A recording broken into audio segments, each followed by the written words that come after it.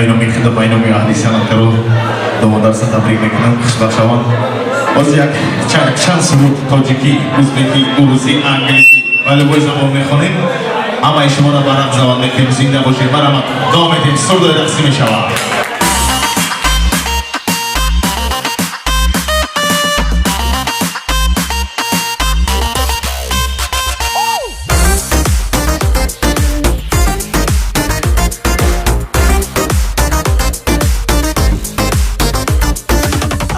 شعیره گردم کادکش کادی گندم کشته مرا در حقش بالا بایی سرخکش ماد میکرد شب بین قدیش گم زدن باز بین ناز کردم میخنده رگشتن نکشه بین چوکه دای مزه باش وای مزه باش روی مالکی سرش مزه باش وای مزه باش اوخی مزه باش خوشو و خوش مزه باش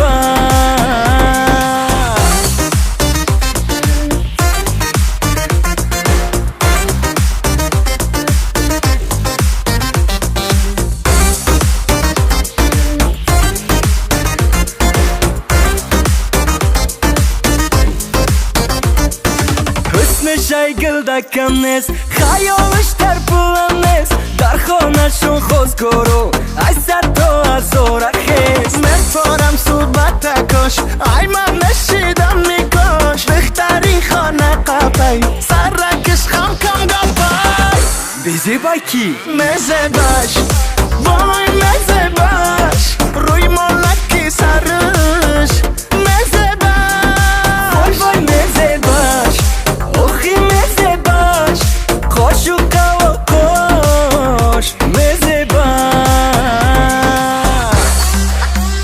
مزه باش